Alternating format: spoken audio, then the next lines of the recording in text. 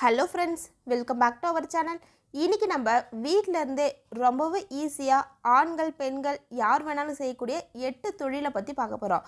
இந்த தொழில் எல்லாமே பார்த்திங்கன்னா ரொம்பவே கம்மியான முதலீட்டில் ஒரு 500 ரூபாய் 1000 ரூபாய் முதலீட்டிலே நல்ல வருமானம் எடுக்கலாம். வீட்டில் இருந்தே பார்ட் டைமாக பிஸ்னஸ் ஏதாவது இருந்தால் சொல்லுங்கன்னு நிறைய பேர் கேட்டுட்டு இருக்காங்க. அவங்களுக்குலாம் பார்த்திங்கன்னா இந்த பதிவு பார்த்திங்கன்னா ரொம்பவே யூஸ்ஃபுல்லாக இருக்கும். ஸோ இந்த தொழிலில் என்னென்னு இந்த தொழிலோட ஃபுல் டீட்டெயில் பார்க்குறது முன்னாடி இப்போ தான் நீங்கள் நம்ம சேனலில் ஃபர்ஸ்ட் டைமாக பார்க்குறீங்க, இன்னும் சப்ஸ்கிரைப் பண்ணலன்னா கீழே ரெட் கலர் பண்ண ப்ரெஸ் பண்ணி சப்ஸ்கிரைப் பண்ண மறக்காதீங்க. கூடவே பக்கத்தில் இருக்கிற பெல் ஐக்கானை கிளிக் பண்ணிக்கிங்க. அப்போ தான் நாங்கள் ஷேர் பண்ணுற எல்லா வீடியோ உங்களுக்கு மிஸ் பண்ணாமல் உடனுக்குடன் நோட்டிஃபிகேஷனாக வரும். ஃபர்ஸ்ட்டு நம்ம பார்க்க போகிற தொழில் என்ன பார்த்திங்கன்னா சத்து மாவு ரெடி பண்ணுற தொழிலை பற்றி பார்க்க போகிறோம். சத்து மாவு ரெடி பண்ணும்போது பார்த்திங்கன்னா எந்தவித கலப்படமும் இல்லாமல் சுத்தமாக ஆரோக்கியமாக வீட்டிலேருந்தே ரெடி பண்ணி பேக் பண்ணி சேல்ஸ் பண்ணுறது மூலிமா பார்த்திங்கன்னா நல்ல லாபம் எடுக்கலாம். இந்த தொழிலை ரொம்பவும் கம்மியான முதலீட்டில் நம்ம ஆரம்பித்து ஒரு 1000 ரூபாய் இருந்தாலே போதும். இந்த தொழில் மூலிமா பார்த்திங்கன்னா டெய்லியுமே லாபம் எடுக்கலாம். ரெண்டாவதாக நம்ம இட்லி தோசை மாவு ரெடி பண்ணுற தொழிலை பற்றி பார்க்க போகிறோம். வேலைக்கு போகிறவங்க வெளியில் போயிட்டு வரவங்களாம் என்ன பண்ணுறாங்கன்னா அவங்கன்னா டக்குன்னு என்ன பண்ணுறாங்கன்னா இட்லி தோசை மாவு வீட்டில் இல்லாதப்போ கடையில் தான் போய் வாங்கிட்டு இட்லியோ தோசையோ ரெடி பண்ணிடுறாங்க. ரொம்பவே ஈஸியாக இட்லி மாவு தொழிலை நம்ம ஆரம்பிக்கலாம். மாவு ரெடி பண்ணிவிட்டு பார்த்திங்கன்னா டெய்லியுமே ஈவினிங் வீட்டுக்கு வெளியில் டேபிள் வச்சு மாவு பேக் பண்ணிவிட்டு டேபிள் மேலே வச்சு நம்ம சேல்ஸ் பண்ணாலே சூப்பராகவே சேல்ஸ் ஆகும். இது மூலிமா பார்த்திங்கன்னா நல்ல வருமானமும் எடுக்கலாம். மூணாவதாக நம்ம ஊறுகாய் ரெடி பண்ணுற தொழிலை பற்றி பார்க்க போகிறோம். ஊறுகாயிலே நிறைய வகை இருக்குது. காய்கறி ஊறுகாய், அசைவ ஊறுகாய் நிறைய வகை இருக்குது. ஊறுகாய் நிறைய பேரோட ஃபேவரட்டாகவே இருக்குது. ஊறுகாய் என்ன பண்ணுறாங்கன்னா வீட்டில் எப்போவுமே நிறைய பேர் வச்சுட்டே இருக்காங்க. அந்தளவுக்கு எல்லாரோட ஃபேவரட்டாகவே ஊறுகாய் இருக்குது. ஆரம்பத்தில் பார்த்திங்கன்னா ஒரு 2-3 வகை ஊறுகாயை ஃபஸ்ட்டு நம்ம ரெடி பண்ணி சேல்ஸ் பண்ணிக்கலாம். அதுக்கப்புறம் பார்த்திங்கன்னா டிஃப்ரெண்ட் டேஸ்ட்டில் நம்ம ஊறுகாய் கொடுக்கலாம். நீங்கள் ரெடி பண்ணுற ஊறுகாய் நல்ல குவாலிட்டியாக டேஸ்ட்டாக இருக்கணும். அப்போ தான் என்ன பண்ணுவாங்கன்னா நெக்ஸ்ட் டைம் கஸ்டமர் விரும்பி வாங்குவாங்க.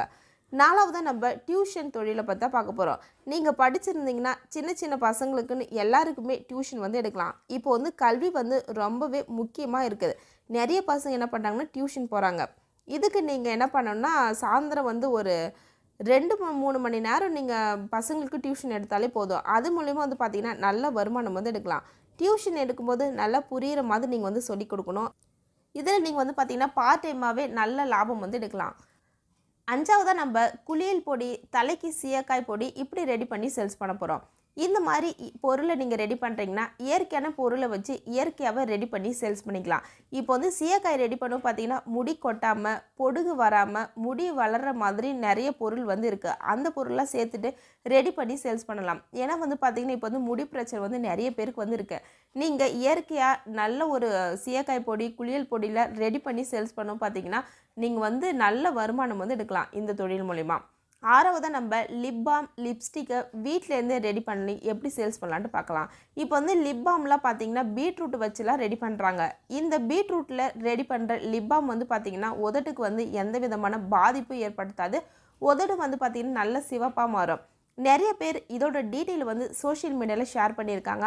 அதை பார்த்து நீங்கள் என்ன பண்ணுங்கள், ஃபஸ்ட்டு வீட்டிலே ரெடி பண்ணி யூஸ் பண்ணிவிட்டு நெக்ஸ்ட்டு இதை ஒரு தொழிலாக செய்கிறது மூலியம் பார்த்திங்கன்னா நல்ல வருமானம் எடுக்கலாம். ஏழாவதாக நம்ம தையல் தொழிலை பற்றி பார்க்க போகிறோம். தையல் தொழில் பண்ணும்போது அதிகமாக என்ன பண்ணுறீங்கன்னா ரெடிமேடு சுடிதாருக்கெலாம் கை தைக்கலாம், பாவாடை தைச்சதுக்கு சேல்ஸ் பண்ணலாம், புடவைக்கு ஃபால்ஸ் அடிக்கலாம். இந்த மாதிரி தைச்சி தொழிலை செய்யலாம். லாஸ்ட்டாக நம்ம உடம்புக்கு அதிக ஹெல்த் பெனிஃபிட் தரக்கூடிய சிறுதானிய பொருளை ஹோல்சேலாக வாங்கி பேக் பண்ணி சேல்ஸ் பண்ணுற தொழிலை பற்றி தான் பார்க்க போகிறோம்.